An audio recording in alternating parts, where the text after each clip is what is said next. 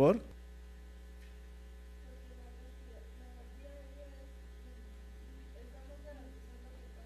Claro, por supuesto. Que realmente esté pasando, ¿sí? Si no pasa el aire hacia los pulmones, si no hay hematosis, no hay paso por el tubo inerte, ¿de acuerdo? Entonces por eso B va después de A y no es por el abecedario, ¿de acuerdo? Bien. Entonces, una vez resuelto lo relacionado con vía aérea, la siguiente prioridad en el paciente traumatizado es mantener una adecuada ventilación, lo cual introduce una oxigenación y perfusión tisular suficiente para garantizar la vida del individuo. Bien, entonces, desde el punto B, fisiológicamente tenemos que garantizarla, pero eso se llama a nivel fisiológico, por si les preguntan. Empieza con H, hematosis. Ajá. El punto B garantiza la hematosis, ¿de acuerdo? No lo olviden. Bien, entonces,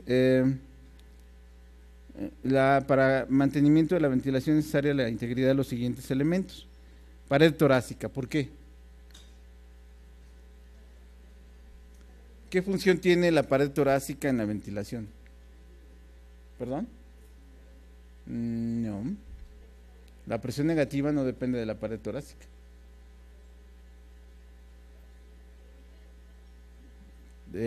¿Por qué?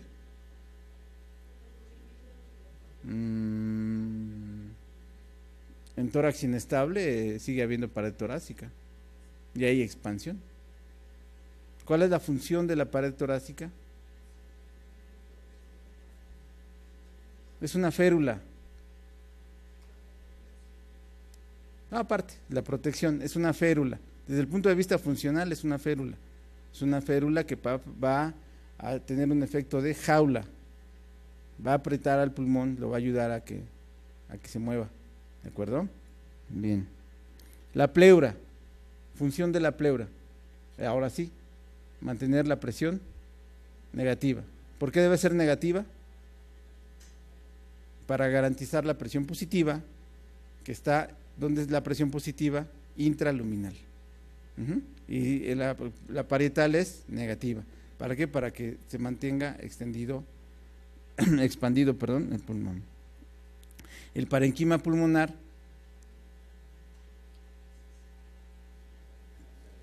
pues no exactamente, si no hay parenquima pulmonar pues no hay hematosis, ¿verdad? Y obviamente el árbol tráqueo-bronquial. Entonces, algunas patologías que puedan comprometer, ven, un palillito en la espalda, un balazo, ¿a qué nivel está? ¿Qué órganos pudo haber lesionado? Pensando topográficamente.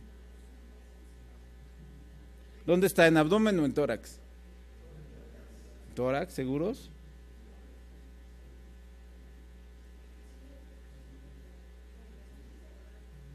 ¿Cómo diagnosticarían a este paciente?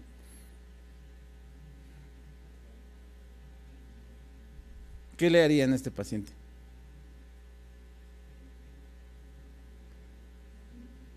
Les dice el cirujano, diagnostícalo y ahí voy. ¿Qué le van a hacer para diagnosticarlo?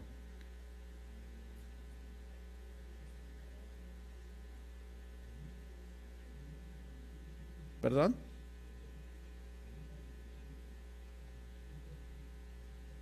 ¿Qué le harían? Un ataque. ¿Y si la bala entró y salió?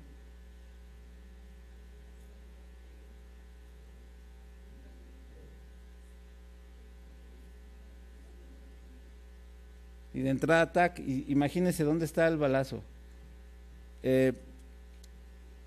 ¿Saben cuál es la posibilidad de vida cuando te complicas por trauma? Estamos hablando de trauma, recuerden. ¿Te complicas en tomografía? La doctora vio esto y tac, en friega. La TAC de la Cruz Roja está a 10 metros, 12 metros de sala de choque. Y aún así yo no dejaba sacar a mis pacientes hasta que no estaba seguro. La del leñero está como a 200. ¿Perdón? Claro, un FAST, por supuesto. ¿Qué más?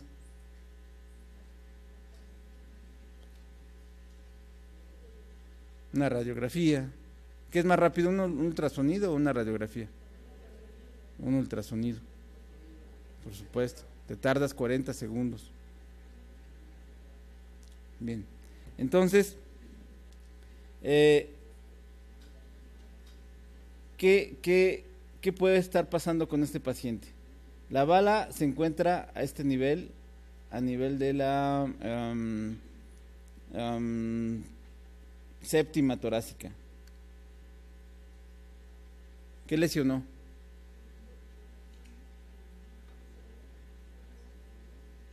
Riñón, séptima torácica, entonces el trayecto fue hacia arriba. ¿Entró abdomen?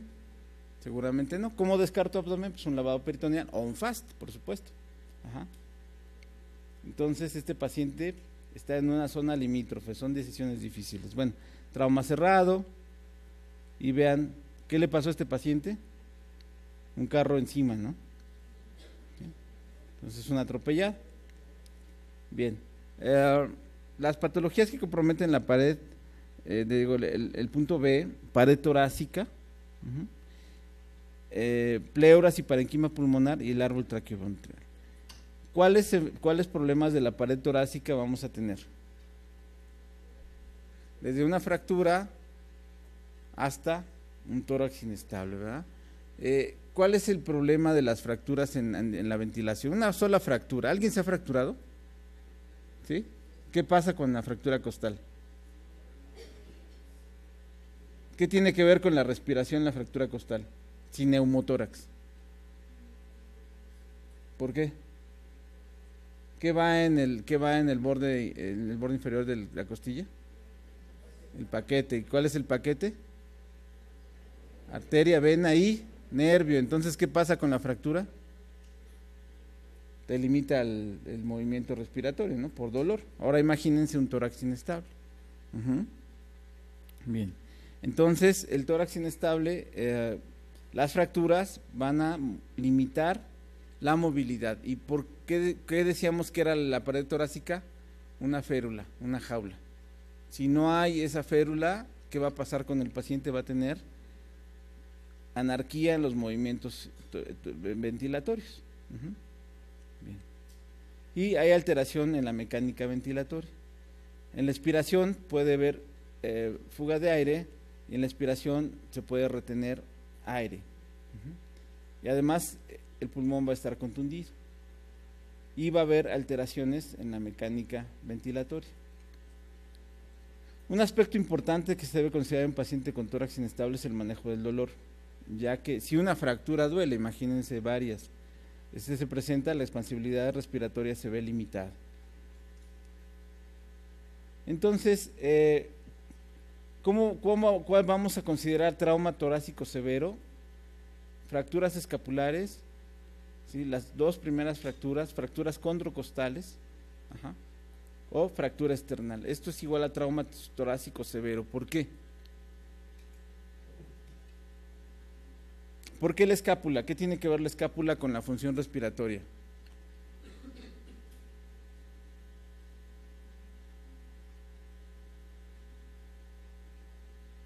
Si yo veo fractura de escápula, digo, ese paciente tiene contusión pulmonar y hay que hacerle protocolo de contusión pulmonar.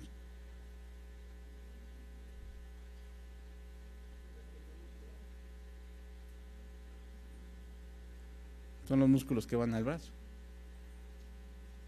Nada tiene que ver con la respiración. Es muy sencillo. ¿Qué fuerza se necesita para romper una escápula? Entonces fue un megamulazo.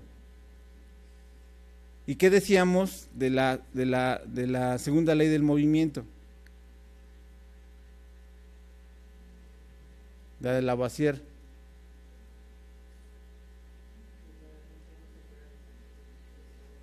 Y se transfiere. Imagínense cuántas unidades de energía cinética pasan a través del pulmón. Entonces, el pulmón está contundido. Por eso, cuando vean una fractura de escápula, es igual a que el pulmón está contundido porque fue un megamulazo.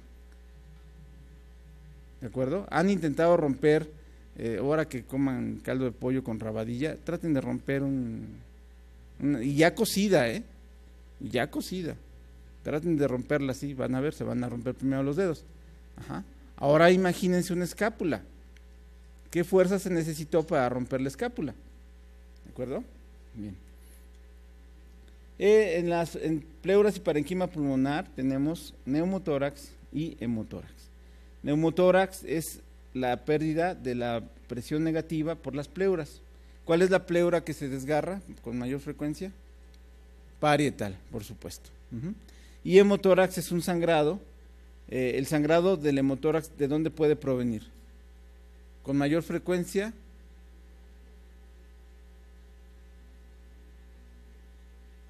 Claro, intercostal, por supuesto. Ajá. Y con menor frecuencia, pero es muy grave, como el paciente que operé, que todavía está vivo, que el paciente que operé antenoche. No, sí fue una bronquial, el parénquima pulmonar. No, es raro encontrarse una bronquial. Las bronquiales tienen mala evolución, pero bueno, nos las encontramos de repente. Por más frecuencia, el parénquima pulmonar. Bueno, ¿qué otra cosa? Entonces, ¿cuáles son los datos clínicos? Hipoexpansibilidad, enfisema subcutáneo, timpanismo, ruidos respiratorios, abolidos, perdón. ¿Por qué hay hipoexpansibilidad? Pues obviamente porque el pulmón está colapsado. ¿En qué casos va a haber enfisema subcutáneo? Tenemos un neumotórax si hay enfisema subcutáneo. ¿De qué nos está hablando? ¿De dónde? Del pulmón, por supuesto, del pulmón. Enfisema subcutáneo es igual a daño pulmonar. Y hay que valorar si es quirúrgico o no es quirúrgico. Pero en urgencias nos limitamos a sospechar que hay daño pulmonar. ¿De acuerdo? Bien. Timpanismo, pues obviamente por cantidad de aire, y los ruidos respiratorios van a estar disminuidos. Hemotórax, hipoexpansibilidad, y va a haber matidez. ¿Por qué? Pues porque hay sangre, ¿verdad? Eso es con lógica. Igual los ruidos respiratorios están disminuidos o abolidos. Y vean, neumotórax abierto, hay una compresión pulmonar, entrada y salida de aire. Esto puede ser, el paciente se puede salvar. ¿Pero qué es esto? Un neumotórax a tensión. Vean, aquí la tráquea está desplazada, ¿verdad? Y que está, esto es el parenquima pulmonar y el corazón está atrapado en este pulmón que está sano. ¿Cómo va a estar el paciente? Clínicamente, ¿cómo va a estar este paciente? Decía un maestro que la radiografía de neumotórax es la radiografía de un paciente muerto. Pero bueno.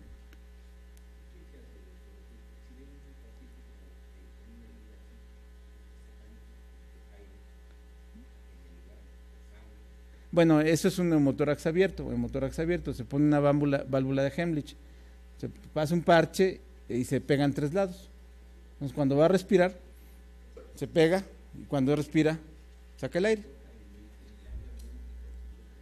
Bueno, la vía pública, a menos que sea paramédico certificado, yo no me meto.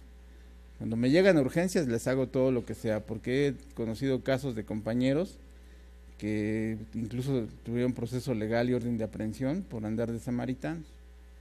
¿Sí? Entonces eso ya queda a la conciencia de cada uno. ¿Sí? La verdad, ahí sí estamos en un país muy cruel. Pero en urgencias sí es nuestra obligación.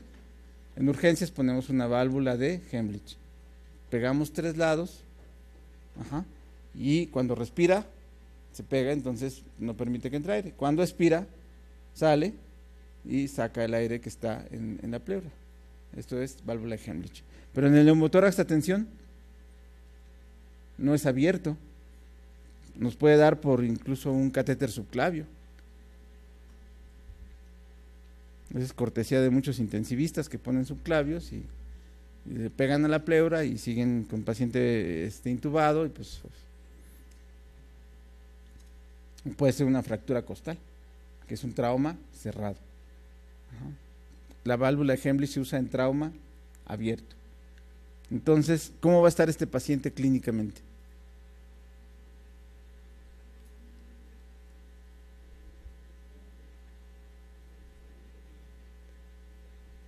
¿Perdón? ¿Qué les va a decir el paciente?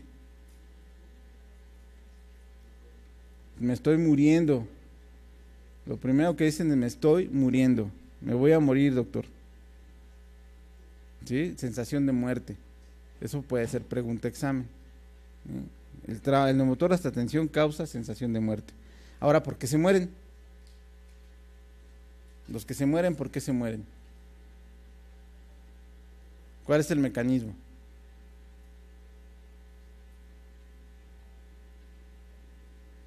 La vía aérea, como quiera, está permeable. Está entrando aire, no está obstruido. ¿Pero qué está pasando? ¿De qué se muere este paciente? El otro pulmón está completamente sano. ¿De qué se muere? Tiene un pulmón. Insuficiencia cardíaca. Estamos hablando de trauma. ¿Perdón? No. No, por supuesto que no. Eso es en desaceleración violenta. ¿De qué se mueren? Ya se les murió. A ver, aguanten la respiración y díganme en qué tiempo sienten que se mueren. ¿Perdón? Está el otro pulmón, pero el paciente dice que se siente que se muere. ¿Por qué?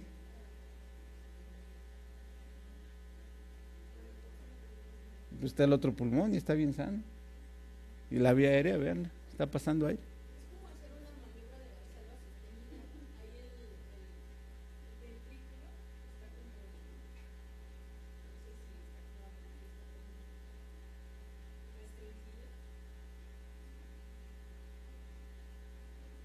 Ventrículo restringido. El ventrículo,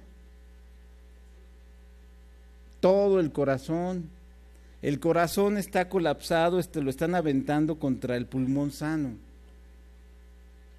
Si no hubiera pulmón derecho, el neumotórax de tensión no sería mortal, porque el corazón se desplazaría hasta el otro lado, encontrarías el corazón acá. Pero este parenquima pulmonar está haciendo que el corazón, las 4 cavidades estén colapsadas. ¿Y qué pasa si están colapsadas? No hay llenado, no hay diástole, no hay sístole, y eso se llama choque cardiogénico. No es el ventrículo, es todo el corazón, está apachurrado. Entonces no hay bombeo de sangre, no hay retorno, por eso el paciente dice que se está muriendo. ¿De acuerdo? Bien, entonces entra y nos sale aire, ¿verdad? ¿En cuánto tiempo tenemos para resolver un paciente con neumotórax de tensión? Cuando mucho. En cuanto lo ves, ¿y cómo se resuelve? Abriendo. Usted no tiene ni, le llega a su, no sé, a un puesto de socorros. No tiene ni hoja de bisturí. ¿Con qué? ¿Con qué? Ay, veo un MacGyver, ¿no? Con un catéter. Es el mecanismo de poncha el balón. ¿Sí? Al momento de ponchar el balón, ¿qué pasa? Sale el aire y el corazón. Y ya después que venga el cirujano para poner una sonda endopleural. Acuérdense que estamos en urgencias. De aquí la respuesta no sería colocación de sonda endopleural. Es un catéter grueso, un 14, un yelco naranja, 16, 18. Y van a ver como y ya. El paciente empieza, ¿por qué respira? Porque obviamente se expande el pulmón y el corazón y empieza a bombear otra vez, ¿no? Bien, en neumotórax, pues vamos a tener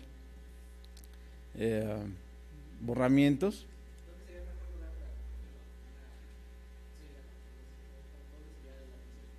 ¿Dónde? Tú dime.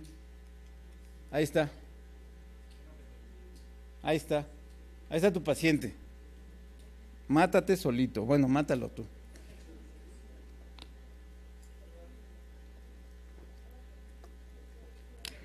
Esa fue muy buena pregunta.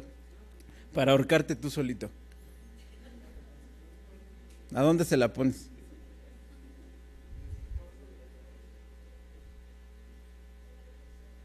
Le ponemos un yelco. Yelco más o menos esto, ¿no? Y se va a expandir el pulmón. ¿Cuál es el...? Fíjate que es eso. Para que hagamos las revisiones, es muy, muy buena pregunta, gracias.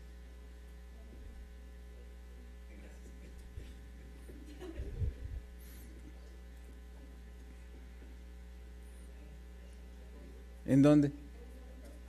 Claro, por supuesto, en la parte superior. ¿Por qué? Porque aquí nada más llega el ápice pulmonar. ¿Qué pasa si lo pongo aquí? Cuando se expanda, ¿qué va a pasar? Voy a romperlo con la aguja, ¿no? El pulmón se va a picar. Y vamos a hacer una lesión que no tenía. ¿De acuerdo? Entonces, en el ápice pulmonar, primero, segundo espacio intercostal. Bueno, segundo, primero, ¿por qué no? Porque podemos pegarle a los vasos subclavios. Muy bien, excelente. Bien. Bueno, entonces el hemotórax puede, la presentación clínica, tener dolor torácico, murmullo vesicular disminuido en la base, masivo, disnea, taquipnea, taquicardia, hipotensión, murmullo vesicular abolido, tórax mátido a la percusión. En el hemotórax el masivo, el paciente prácticamente está muerto. ¿Cuáles son las causas de hemotórax masivo? ¿Qué causas tenemos? Lesión de grandes vasos. Y la bronquial, esa malvada bronquial. Bien. Entonces, el hemotórax, pues hay que drenarlo. Ajá. Y vean, el hemotórax masivo, el hemotórax a tensión va a comprimir el corazón sobre el pulmón sano. Digo, sí. Y en hemotórax masivo pues, se va a llenar y el paciente se va a morir por hipovolemia. Entonces, las patologías que comprometen la ventilación, neumotórax va a tener hipoexpansibilidad, enfisema subcutáneo, timpanismo, ruidos respiratorios disminuidos y o abolidos. En hemotórax, pues expansibilidad, matidez, ruidos respiratorios disminuidos y o abolidos. Bien, las patologías que se pueden asociar, hemopericardio, va a tener ruidos cardíacos, hipofonéticos y soplo cardíaco. El neumotórax de tensión puede tener ingurgitación yugular, ruidos respiratorios abolidos, hipotensión, y aunque los ruidos cardíacos pueden ser normofonéticos. En el tamponaje cardíaco, ingurgitación yugular, ruidos cardíacos hipofonéticos, hipotensión y ruidos respiratorios normofonéticos. Bien, entonces, ¿cuál es el problema de este paciente? ¿Por qué decimos que este paciente es una urgencia torácica? Veo a este paciente y digo, chin, el tórax está comprometidísimo. ¿Por qué? ¿Cuál es el problema torácico de este paciente?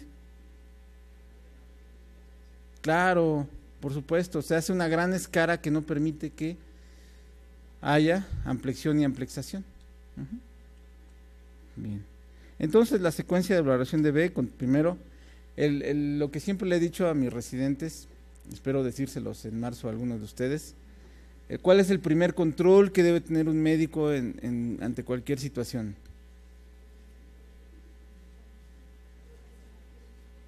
Antes que el emocional. El emocional es un proceso superior, ¿no? Cortical. ¿De acuerdo? ¿Están de acuerdo con eso? ¿Sí? Por neurotransmisores y todo eso. Antes que eso, ¿cuál es antes que llegar a la corteza cerebral que debemos controlar? Los esfínteres. En serio, ríanse, pero ya se van a acordar de mí en marzo. ¿Sí? Primer control que debe tener un médico es el de sus propios esfínteres. ¿Sí? Luego, agilidad en los razonamientos, ubicar cuál es el problema real. Debemos ver cuál es el problema real. No dejarnos llevar por el acetábulo o el fémur. Tenemos que saber qué es lo que va a matar al paciente. Y después, saber tomar decisiones. Entonces, hay que inspeccionar, palpar al paciente. La clínica sigue siendo muy importante, auscultar cuello y tórax. Y vigilar la saturación de oxihemoglobina. ¿Cómo va a estar la saturación de oxihemoglobina en neumotórax? Atención. ¿Hay hematosis? ¿Hay perfusión celular? No, ¿verdad? Entonces va a estar baja. Este es un video que no corrió. Entonces hay que ventilar a los pacientes. Saturar, ver la saturación de oxihemoglobina, que nos va a hablar de el problema del si hay una perfusión adecuada. Dirigir la atención al problema real. Bien, paciente agitado es igual a hipóxico. ¿Por qué? Porque no puede respirar. Pónganse una bolsa de plástico en la cara y van a ver si no se agita, ¿no? Empiezan a correr por todo el cuarto. Somnoliento va a estar hipercápnico, es decir, hay mucho CO2 que lo va a tener dormido. Bien. Entonces, la secuencia, bueno, esto es manejo prácticamente prehospitalario para tórax inestable. Hay que sospechar la clínica de neumotórax o hemotórax en paciente estable, estudios radiográficos, tórax y el ecográfico LFAST. ¿Qué es el LFAST?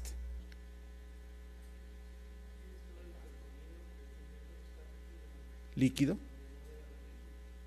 El LFAST,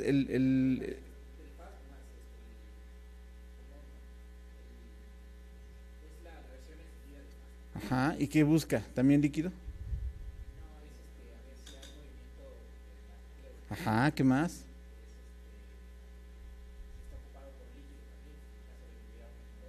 Claro, por supuesto. El EFAST es más fácil que el FAST.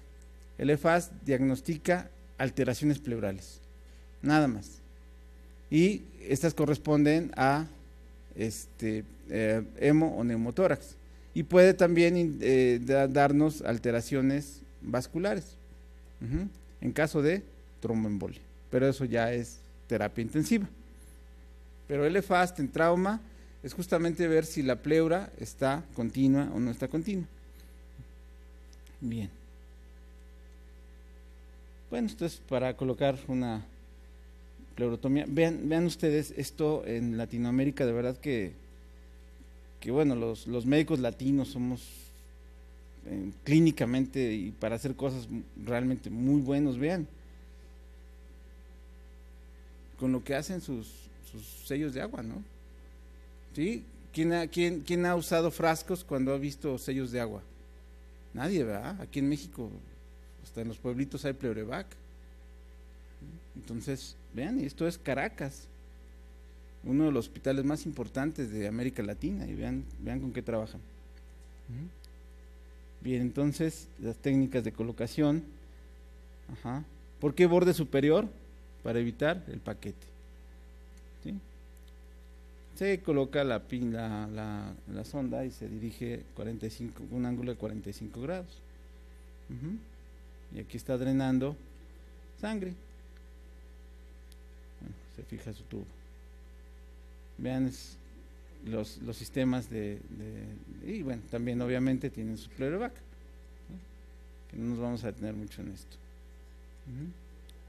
Entonces, se considera indicación de toracotomía, presencia, esto se puede ser pregunta de examen, más de 1500 cc de gasto en el momento de colocación del tubo. Gastos menores en presencia de choque hipovolémico que no responde a manejo de líquidos, y presencia de un gasto de 400 cc horarios las primeras 2 horas y 200 cc las siguientes 3 o 4 horas. Esto es un aforismo mundial aceptado, en los cuales nos vamos a tener a basar para operar o no a un paciente con con lesión torácica. Bien. ¿Alguna duda?